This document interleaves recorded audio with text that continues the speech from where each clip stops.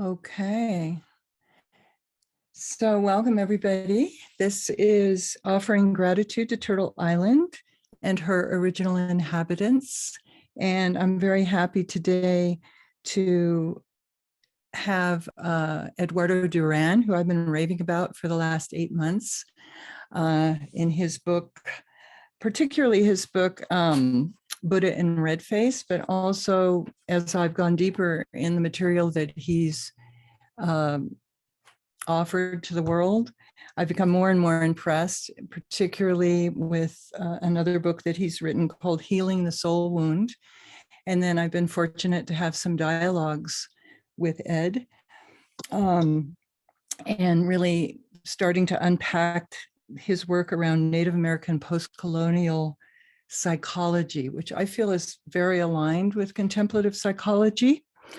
And the reason that we're meeting on Thanksgiving is because this is a holiday that we can participate in and kind of go unconscious with, because it has our own memories and our own emotional take on it as dominant culture. But if we're daring to open our hearts with compassion and bear witness to what's really happened on Turtle Island, the rape of Turtle Island and its inhabitants, we absolutely can be fearless today. And so the order of the day is I will introduce Eduardo in a moment, and then I've asked him to help do a smoke offering together. And we find this common in our traditions. I don't know what you'll be offering, Ed, but I'll be offering juniper, which is part of the Tibetan tradition of bringing down blessing. And you made a wonderful statement to me about that the original primordial knowledge has been retained in the plant world. And when it's released with the fire element, the smoke resonates with the that elemental knowing in our DNA. So I want to invite people who have smoke offerings to offer them, and then you can prepare that. So welcome. This is a Karuna Live, and I'm just going to ask people to maybe put speaker view on, and that might help. I'm going to start today by introducing Eduardo. And you want to say hi, Eduardo, so your picture comes up? Yes, this is me, Eduardo Duran. My spiritual name is Teoshpa Tawelpa Wichasa, and I'm here in Bozeman, Montana, where it's snowing presently, and it doesn't ever stop snowing. So, I'm so happy to have you. Eduardo was born in northern New Mexico, and he was born in the Apache, Tewa, and Lakota tribes, or tribal culture.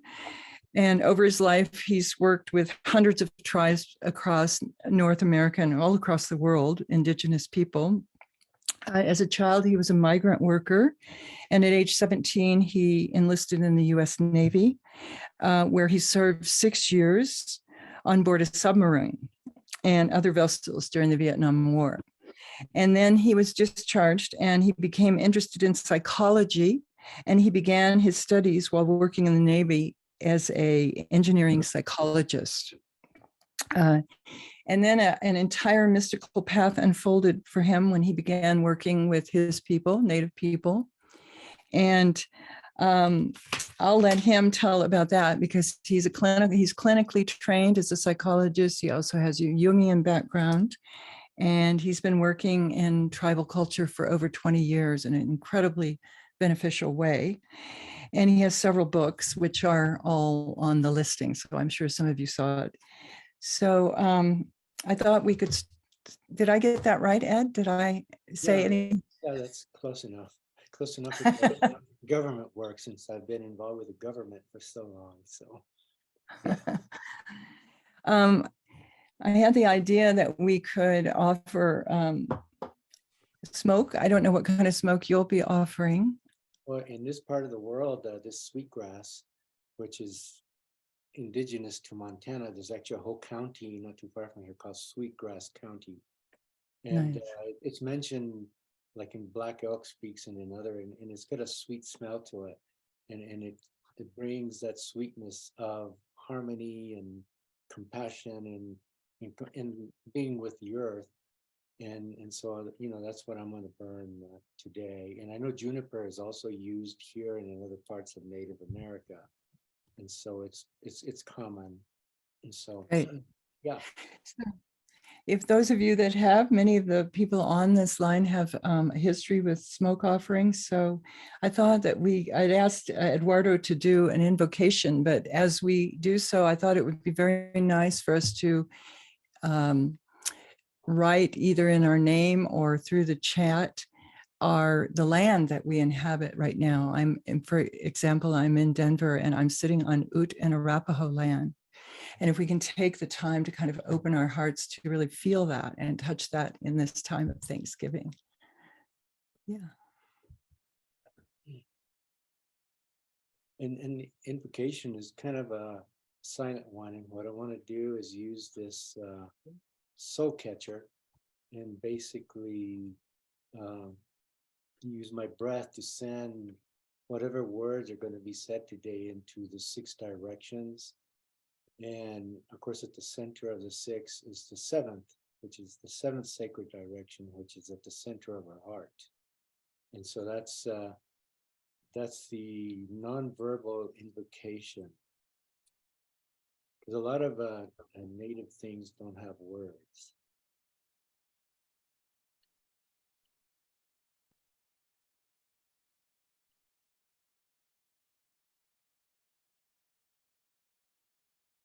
May the sacred be restored in beauty, a hope.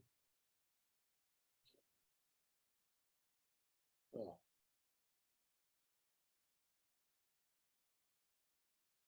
I'm so happy to see that there are so many people that in Albuquerque, the Sandia lands, in Chicago, the Potawatomi lands, in Albuquerque, the Sandia Pueblo, and Denver, Ute and Arapaho. Anyone else that wants to add, please do. It's important that we acknowledge.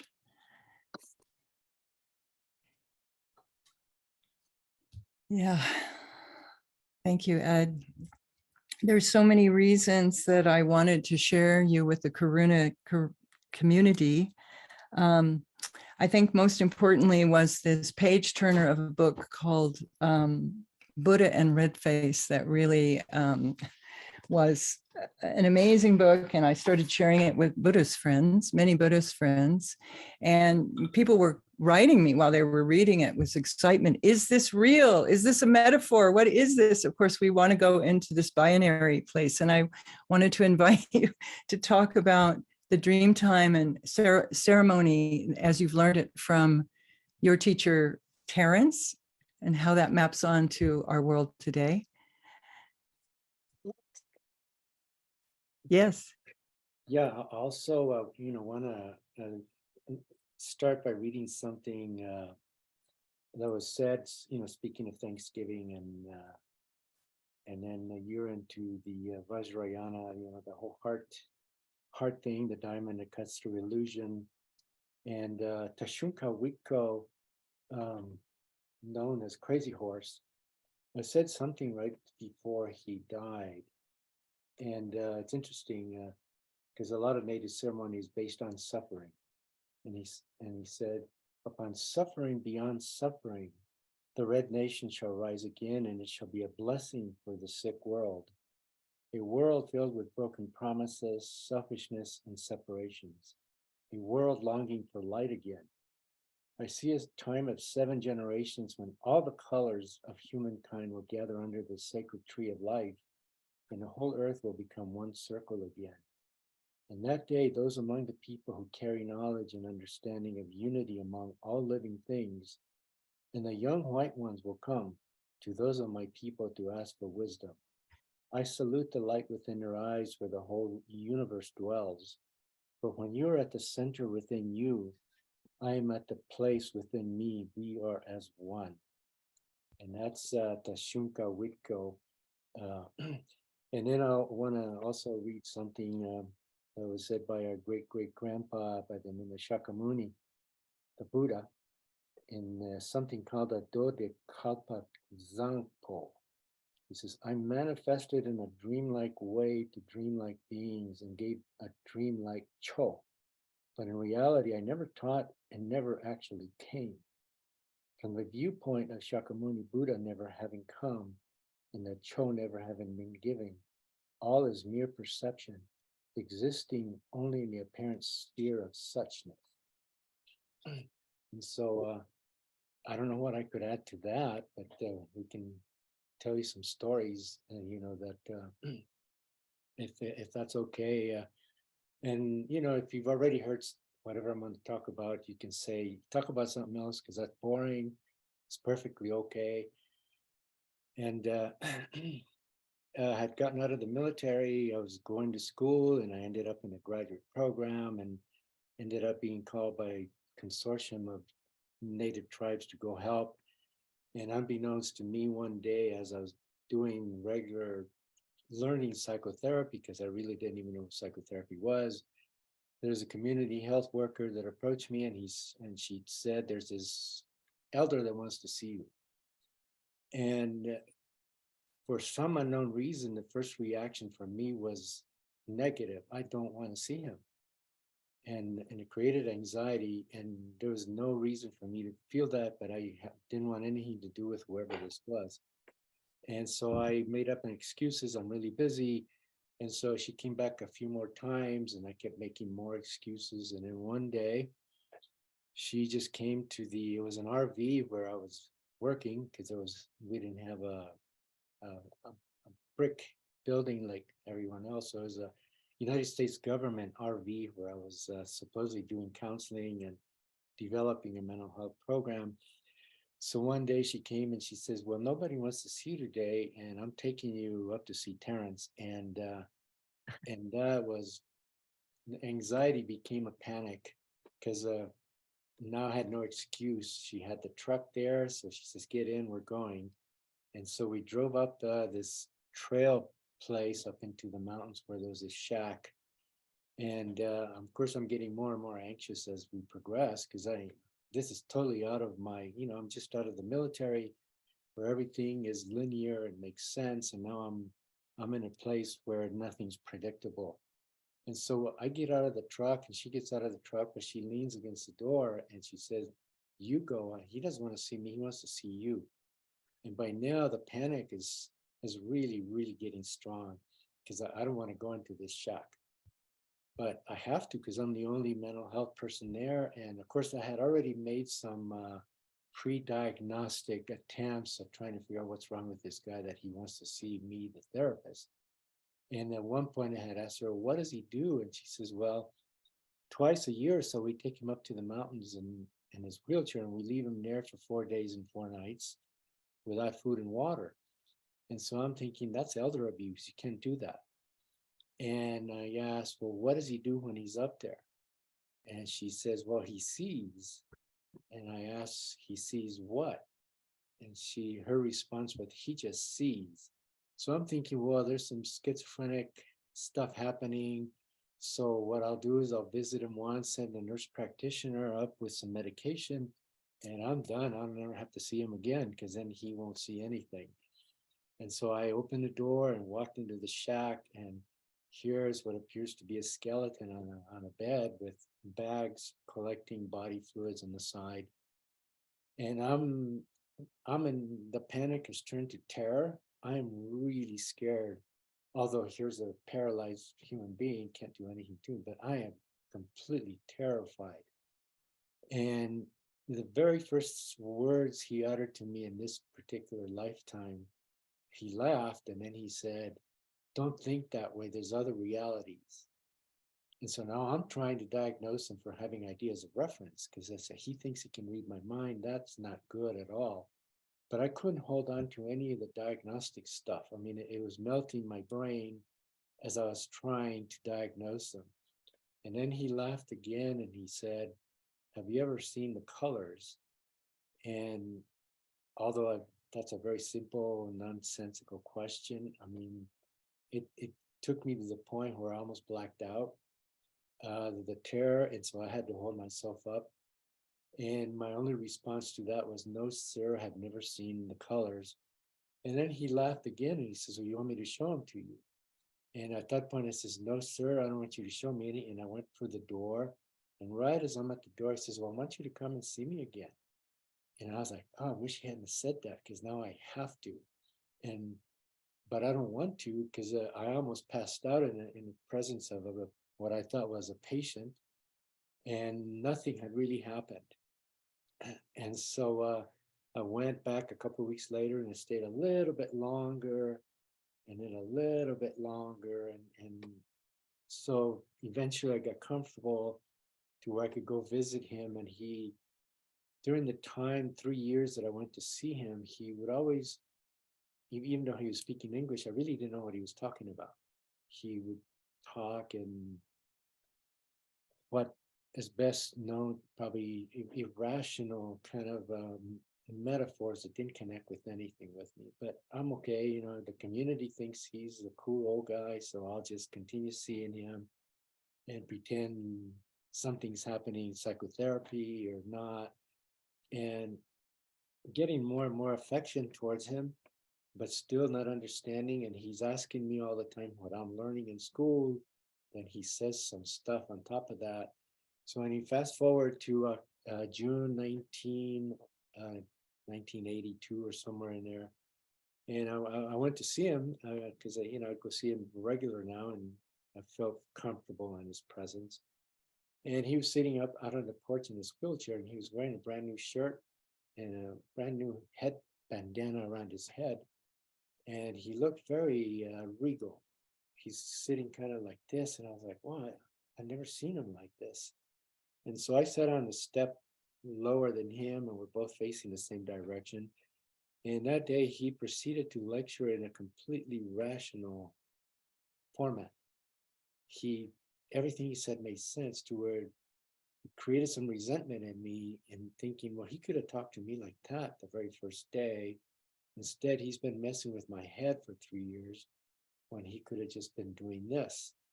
So 2 days later, which happens to be the solstice, the summer solstice, he had somebody bring in his altar, burn some smoke. And as he burned the smoke, he expelled himself into the spirit world. And that's when I knew that I had been in the presence of the sacred. And then I realized that the reason he had spent the last 2 days before in such a rational approach is because he saw I wasn't getting it. I'm a slow learner. I patterned myself as to the dullard. One of the Buddhist disciples called the dullard. And then I don't get the sutras real quick. I don't even read them. I don't do any of it because none of it makes any sense. And he knew that. And so that's when he gave me what I call the Rosetta Stone to interpret the 3 previous years of stuff that he had said. And that's what comes out in the writings and so on. But then I also realized years later that it was during the first 30 seconds in his presence that he gave me the transmission. And that's why my ego almost blacked out, because I walk in and he just shot it in me. And I had no context for this. And all I want to do is go to sleep. Because what does the ego do when it's overwhelmed? It just wants to go to sleep, take drugs, whatever. And so he shot that in me. But then he was expert enough to hold me up for the rest of the time that he was teaching, and doing so in a very systematic way. And so I really appreciate his way, because it wasn't didactic per se, and there was nothing to read. There was no homework. It was just terrifying in the present moment, and then move on into something else. And of course the dreams. And I'm taking a PhD program, and of course that is interfering with all of it. And so I was a mess, and I almost lost my mind. I completely believe that. And so that was my introduction into what is known as Buddhism, throughout the world, although he never called it that. The only time he used jargon was the very last time when we talked, and he said these words to me. And he says, if you don't believe anything else I ever said to you, just know that karma is real. And that's the only time he used jargon, is when he said that word karma. Otherwise, he talked in very descriptive form, as is kind of indigenous way, based on indigenous language. It's very descriptive. And we don't noun the world, because when we noun the world, if we objectify it, and when we objectify it, it separates us from each other. And so there's, in most indigenous psychology or perception, everything is a movement. So everything can happen anywhere at any time, including, let's say, there's a woman over there, well, that's objectifying. But if you say womaning is happening, well, womaning can happen here too. And it can happen over there, or treeing is happening. So it's a whole way of perceiving cosmology that is really different than Western way of understanding the world, which is a way of separating ourselves from all that is. And so that was the gift, that came from the teachings. And then shortly after that, I discovered Buddhism, and I started going to retreats, and went to a whole bunch of retreats and heard a whole bunch of American Buddhists talk about the Buddha, and I saw that they were all very serious about it. And I thought, well, these are a serious bunch of people, and where's the happiness and the joy in any of it? And the only time I would hear people laugh is when I would hear the Tibetans. And I'll never forget, I went to hear Lama Zopa. He was in San Francisco, and huge audience. And he gets up there and sits in his chair. And instead of talking, he just sits up there and giggles and laughs like a crazy person. And I thought, wow, now that's the gig right there. This guy knows something, because he laughs. And my standard for the measure of a holy person is if they laugh. If they don't laugh, I don't care how smart they are, how many sutras they can tell me, no good. And, if you don't laugh, I don't want to hear it. Because again, Terence laughed the whole time. And no matter how serious the situation I presented with, he would always laugh and think it was really funny, and would always follow it with saying, let it go, which of course at the time, what is he talking about?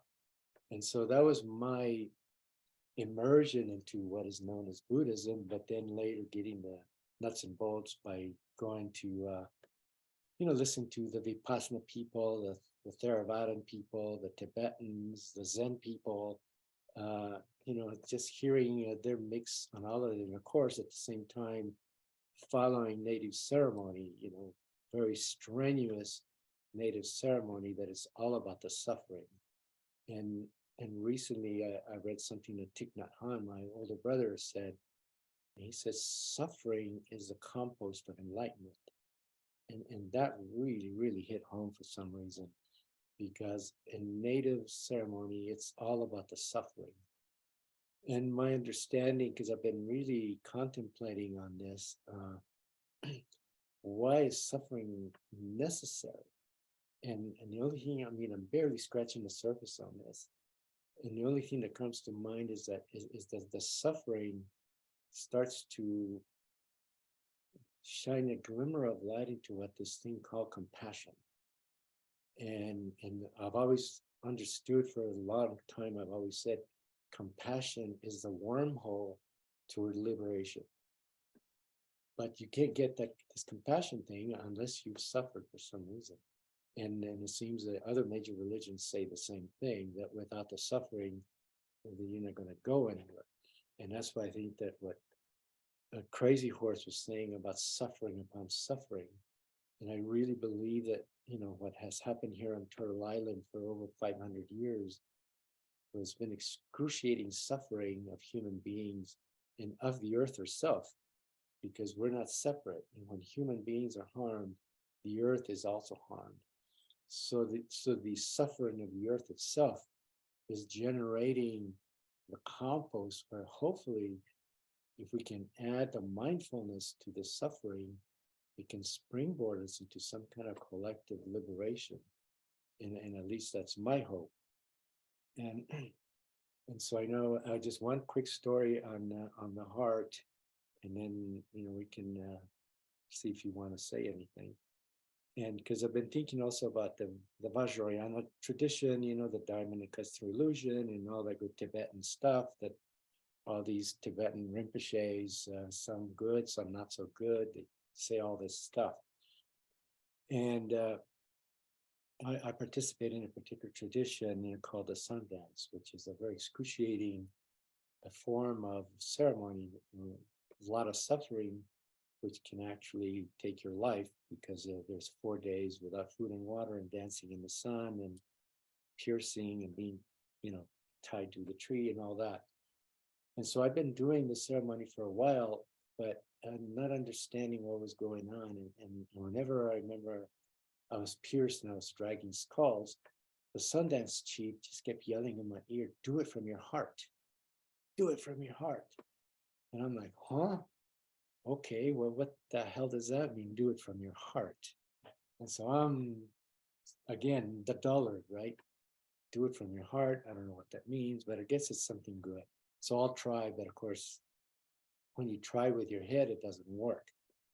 And so it was about the fourth or fifth Sundance, but then I was a helper. And so I, had been elevated to this position. And it was a day where the tree is brought in, and the day that the tree is brought in, there's a lot of ceremony, because when the tree's life is taken, then the tree shape shifts and becomes a human being. And so the human being is there. And so the human being was being painted, and I'm, after 3 or 4 days working in the heat, no shower, I'm pretty resentful. I'm like, why am I even here? I feel awful. It's just hot. I'm sweaty, sticky.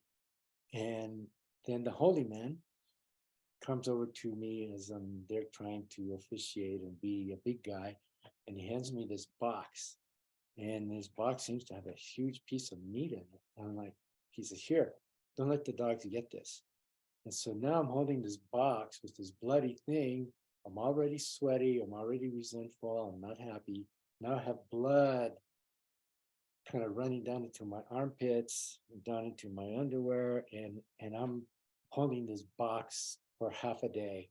Wherever I go, I'm flies all around it, and I'm not in a good place with this box. So why is the holy man treating me like this? I am supposed to be one of the helpers. He should have given it to somebody else that is not as cool as me, right? So ego was really, really doing a lot of stuff here.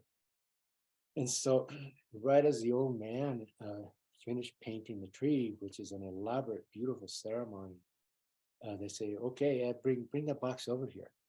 And so there's this huge hole where the tree is gonna be stood up. And so they took that chunk of meat that I was holding all day, and lo and behold, it was a bison heart. So it was like 35 pounds of bison heart. And that bison heart went into the hole, and then they stood the tree on top of the bison heart.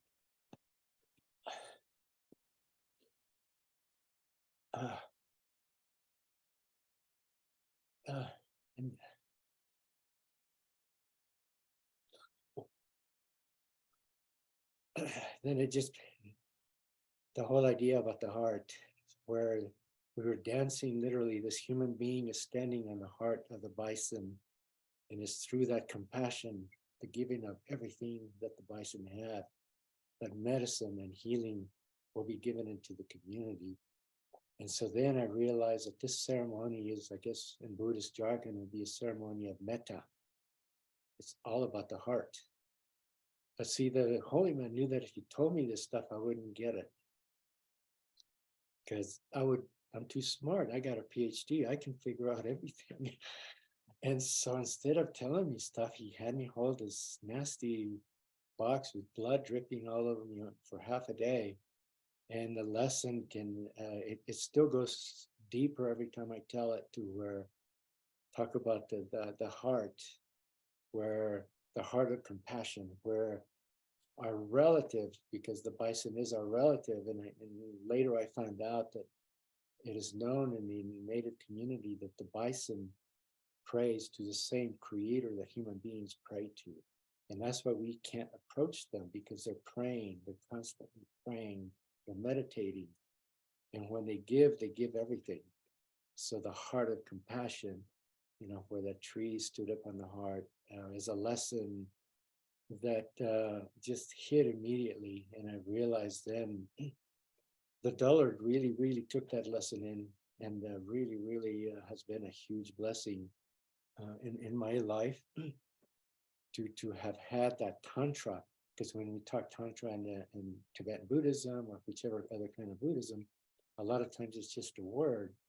But here for 4 days straight, there's going to be drumming and singing around that tree on that heart. We're dancing on the heart, on the altar itself. That's a heart itself, heart of compassion. And so, when the definition of tantra makes sense in that sense to me, where it's really alive and in action. And so it's already 10:31, so I want to. I love what you're saying, and I can really relate to so many things that you're saying about having to have these literal transmissions that you just conveyed to us. I myself am a dullard as well. It takes like running into a wall before I wake up. So thank you for your humbleness about that. I wanted to ask you to say something. In so much of the ceremonies that you describe in Buddha in Red Face have this, what we call Dzogchen view or purity view. And I know that that there's this notion that everything will come around in pure harmony in the long run. Yeah. And I wanted you to speak to that in terms of ceremony, because that was so much the metaphor or whatever it was that that was conveyed in the ceremonies in Buddha in Red Face. Well, I think it goes back to natural law and the original instructions, where from the original way, it's all harmony. And it only becomes distorted as it makes its way into the plant world, which is our ego world. And that's where we start differentiating colors and spins and stuff like that. And then depending on where our obscurations of our mind are, these will attach to these energies, and then they become malevolent, benevolent, whatever. But at the beginning of the void, they're just pristine. And to use a Zen jargon, it's basically the face before you were born. So there's really nothing, and it's that emptiness, but it's an emptiness that's not nihilism. There's something there, but it's not anything. And the best way I can describe that is the Navajo idea of changing woman, where no image can ever be made of changing woman, and nor has ever been, because why? She's forever shape-shifting, and she's not standing still. And because she's forever shape-shifting, therefore she's not anything. And because she's not anything, therefore she's also everything. So there's that paradox that goes in some of these teachings, and Black Elk also eloquently said, when in the way he talked about when he was in Kensho or in an awakened state, he used the word, I was seeing in a sacred manner. And at 8 years old, he was shown the mystery, and he says, and I saw where everything was in movement and it was still at the same time. But then he says, but I was seeing in a sacred manner. So he's seeing through quantum eyes, or whatever you want to say, but he was seeing through the awakening. And I really, think that it's important to differentiate that, because he was an awakened being from 8 years old on. He could see in that manner. And so we did have Buddhas here, Black Elk. And by the way, he's on the last hoop to becoming a saint in the Catholic Church, although he's been a saint the whole time. But that's, you got to jump through hoops when you're dealing with Western religions. And so and so harmony itself will happen regardless. But ceremony, I think, is what transcends us, transcends our ego enough to where we can participate in the harmony, at least for a microsecond, and then know, oh wow, that is actually possible. And so it moves us into that place. And to me, the ceremonies that I have participated in have given me that, to where when I start really doubting, which is of course is the last temptation of the Buddha, I have that to fall back on. Well, I had that experience that I can't put into words, and something was moving in a sacred manner, like Black Elk said. Yeah, it's beautiful. I'm going to open this up in a few minutes to everyone if they have questions. But I wanted to ask one more thing, or to ask you to talk about this ceremony of post-colonial therapy that you introduced in healing the soul wound. This impressed me so much because I've worked in community mental health, and the whole notion of cultural competence is really pretty much lost on the dominant culture a lot of times. And I just was so moved to tears so many times reading that, because I feel working in this broken system of mental health, not just with Indigenous people, which is what you designed the work for, but it just struck me as something that, humanized the conversation with clients in such a profound way. I'm so grateful to you for that. Can you say some things about how that evolved and what you know about that? Yeah, it evolved in the very beginning when I was working in that truck, when I met Terrence and all that. I had just come out of the Department of Defense, where I was working as an engineering psychologist, which is a strict behavioral program, basically designing weapon systems and the behaviors that go into making this weapon system good. And so I'm using these behavioral strategies on the people that are seeing me, and they totally turned me down and said, no, we don't want you to talk to us about that. And then I would try another strategy, and they said, no, we don't want you to talk to us like that either. So whatever I presented from a Western perspective, they turned it down, which was the greatest gift they had ever given me, even though although at the time my ego was crushed, because I was paying and going into debt to get this education, but they were totally rejecting it. And the one thing that they wanted to talk about was their dreams. And of course, in Western psychotherapy, there's little or no training around dreams. And so that's where the teachings of Terrence, and this is where the whole idea of the soul wound emerged, where now it's called historical trauma. And now I just also the other day came up with historical moral injury. And so the communities, when I finally started talking about this, is finally you're getting it. What we need to deal with is this: our spirit has been wounded, and it was wounded like 5, 6, 7 generations ago.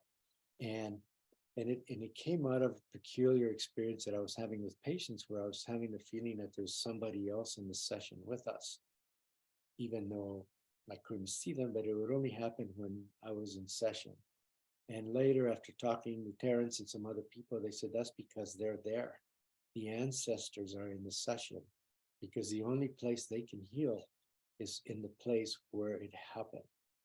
And so it had to come back to that space-time, and because they live in their descendants, that's where the trauma needs to be healed.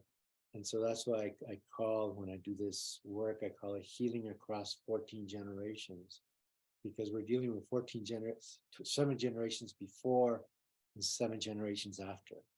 So the unborn ones are also involved. And so the present moment becomes a very powerful moment where that person can heal 14 generations in healing themselves. And so that's been the crux of the work. I know a lot more can be said, but yeah. I really highly recommend everyone pick up this book especially if you're working in mental health. I found it amazing. Just the naming ceremony alone is profound, letting people have agency over what they're working with, and profound. I want to open it up. There's a lot of healers on this call, and there's people that are long-term practitioners and people who've read the book and probably people who haven't. And I just want to open it up to anyone who would like to ask a question or make a comment to you, and maybe you can respond. Just looking across who's here. Don't be shy, folks.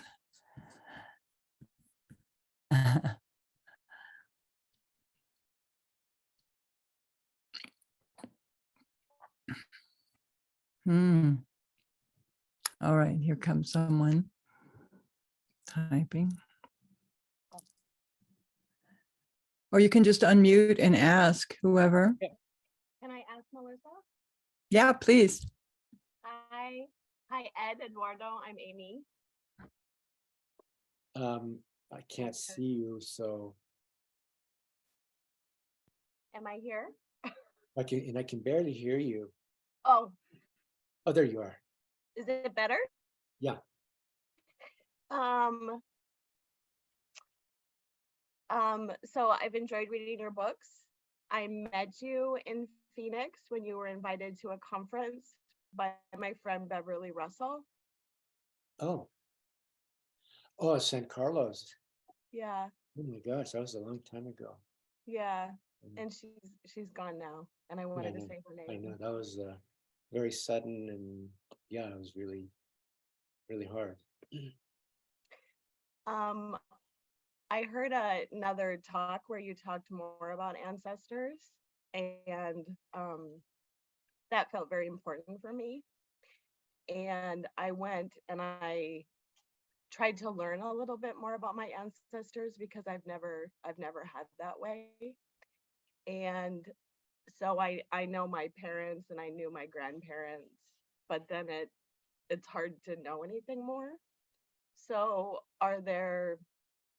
is there ceremony or guidance for those of us who don't have that that's recommended to start that process? Well, yeah, and I used to work in the Oakland Native American Health Clinic, where the Bay Area has one of the largest concentrations of Native people, and a lot of Native people would come with that exact situation where they've been transported and they didn't know who they were. They know they were Native, but and I'll never forget, the medicine man that I was working with, he'd come and visit. He would always have his altar there, and when people would tell him, well, I don't know who I am, I don't know where I come from, he would always point to the altar and he says, well, this one here knows exactly who you are. He says, and it's always saying, welcome home, my great granddaughter. So the thing to do would be to give offerings to the ancestors on your altar, which if you do this Tibetan thing, you probably have one, right? Because it's required to be a Tibetan Buddhist. You have to have one. Otherwise you can't be in the club. So we know you have one. And to, just talk to them and leave them tobacco, whatever form of offering. And because they are there in the elements and they haven't gone anywhere. But by inviting them that way, through ceremony, they'll reveal themselves. And over the years, a lot of people that I've talked to and worked with have had tremendous reconnect and coming home with that. And so, yeah, if you have an altar, just don't waste it, do something with it. Because a lot of times we just have them, and me included. And then I said, oh yeah, I'm supposed to leave an offering over there. And, but that's human beings, right? But as long as you remember every once in a while, because they've never forgotten you. And like the 6 directions and the 7th, the teaching is that at each one of the directions, there's a great grandma and a great grandpa. And when you do that intention of the offering, they're there to receive it.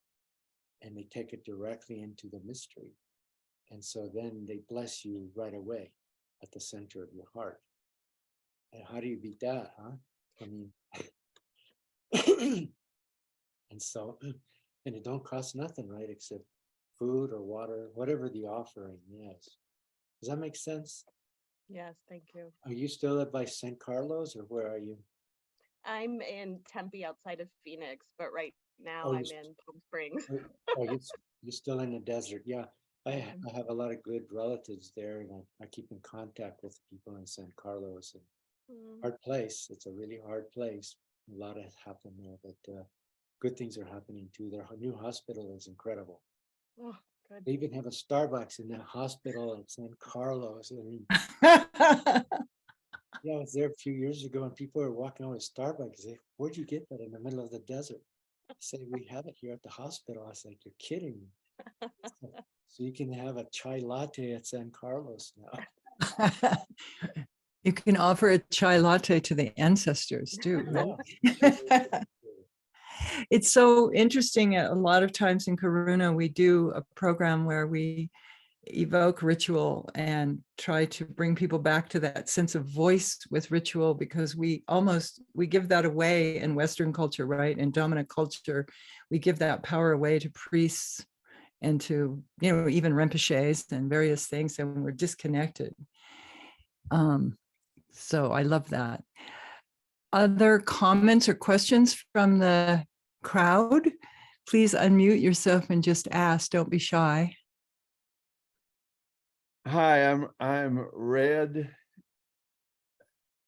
and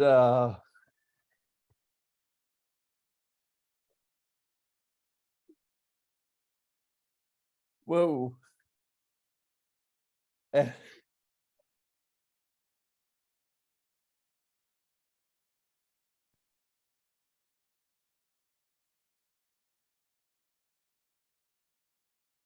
Asking the question has stirred something up, but I'm fascinated by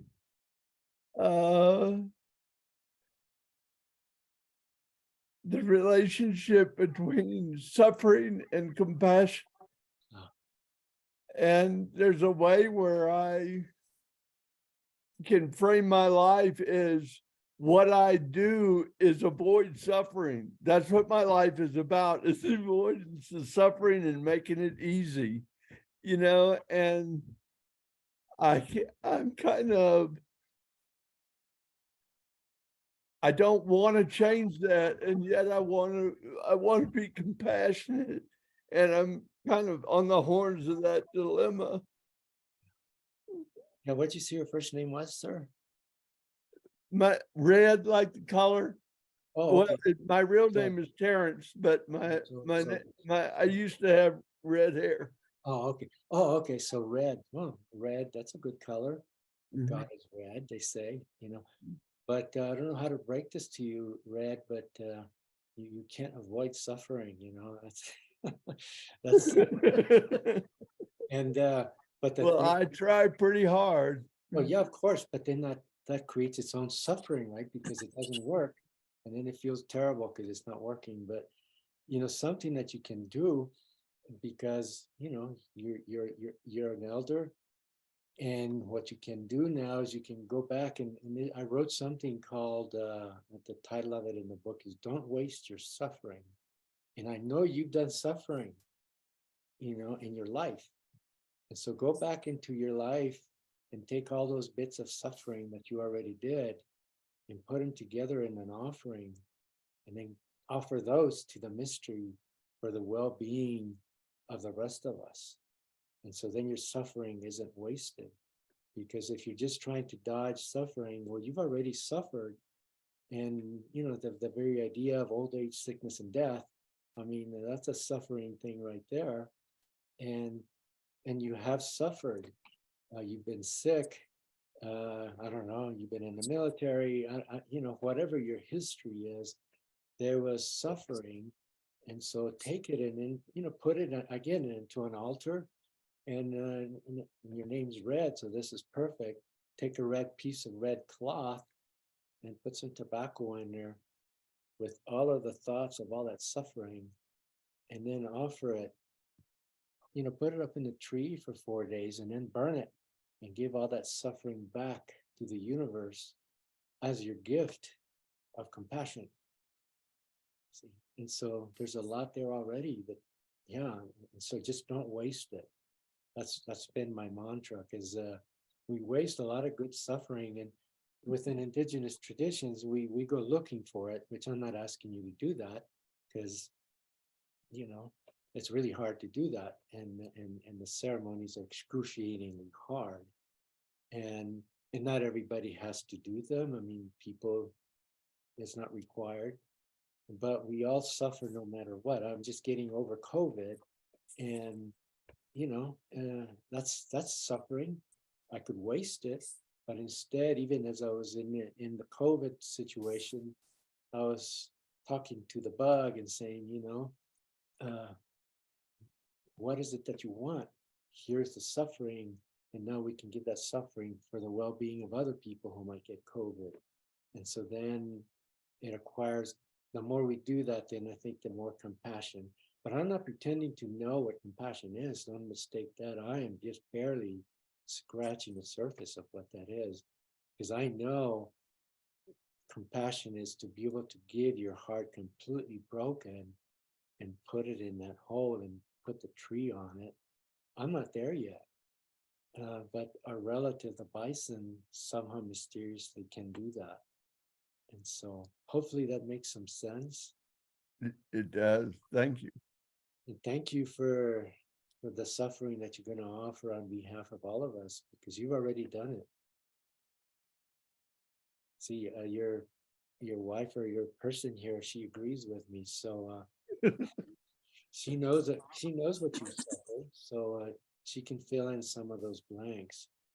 And that's been something that also over the years, people have come to me and say, I've wasted my life on addictions and this and that. I said, well, you wasted it only if you want to. But if you don't want to waste it, then do something about it. And you can do something, So. Thank you. And pray for us sinners while you're at it, okay? It's so in line with contemplative psychology that we move closer to the pain in order to liberate the pain, but you have to go through it. You can't go around it. Thank you so much for that. Anyone else? Would we have time for one more question or comment from folks? I guess I have one question. This is Gretchen from Chicago.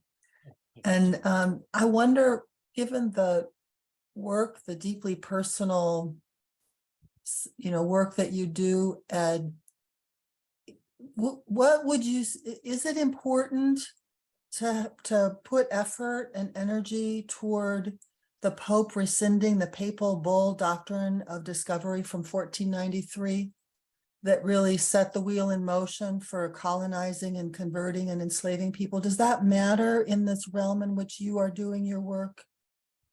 Well, it matters in the ego plant world, in that, in the beginning, some people need that. But ultimately, even if it's rescinded, and if you're seeing in a sacred manner, then no, the papal bull didn't matter in the first place, right? Because you're seeing, like, if we were to ask Black Elk, does it really matter that the papal bull said this manifest destiny thing? He would look at you like, why are you even asking me that? Because I'm seeing in a completely different way. But with people who are at the beginning of the process, yeah, I would, and I see the work as I tell people, especially in supervising therapists, so I said, you're using a pin light flashlight in the beginning. And so you're just lighting up these little areas, you don't use a mercury vapor light right away because you'll blind them. And so you got to go really slow. And as they're getting stronger, then they can let that one go. And like Terrence would say, leave it be, let it go. But in the beginning now of a lot of communities, it's really important. Although when the Pope was here, there was a lot of talk around the headdress that was given to the Pope. And my understanding was, well, the elder that gave that was a very old thing. I don't know what the intent in that, because if you really believe that's a sacred object, well, now that sacred object was in Rome somewhere. So what is that sacred object doing over there? If it really has that tantra that we think it has, and what it's doing something, And just because we might not see it here in my time, doesn't mean it's not going to manifest into something. And so, yeah, it's important, but it's not important at the same time. Thank you. As everything Thank else you. is, right? Everything's a paradox, right? Mhm. It is, as Gandhi said, it's really important that you do whatever you need to do, but it doesn't matter if you do it at all. Mhm. So what the heck is that? Well, Mhm. if you're seeing in a sacred manner, it makes perfect sense. So Thank you. Thank you. Thank you, Ed, for coming. I want to honor that we opened this for an hour long. Are there any closing things that you would like to share with us that you haven't gotten a chance to mention, Ed? well, only that since I went on permanent sabbatical the last winter solstice, a lot of groups, especially Buddhist groups, are asking me to talk to them, even though I tell them I'm not a Buddhist and I'm not a teacher. And so, I'm talking to you all, being transparent. I'm not anything. And but I really honor the time and the words that we put out into this air today, and hopefully, it'll help the liberation of all of us from this place that we're at, because right now, and I really think that it's the urgency of the moment. We're really at the crossroads where we're either going to get this or we're not going to be here. And Right. either way, if we're seeing in a sacred manner, and of course, when I asked Terrence that question, he just laughed. He says it doesn't matter to me, and but it did. Otherwise, he wouldn't have been talking to me the whole time. See, so there's that again, is that paradox. And so I just am grateful that in my lifetime I was able to run into people like him and some other teachers that are in my circle. The 13 grandmothers are part of my circle now, and they pray for me every day. And so Mhm. I don't have to do anything. I'm just going to allow you all to carry me into awakening, and I'll just be the dullard and just like that handkerchief. So thank you so much for being a friend to Karuna. Thank It's you for having me.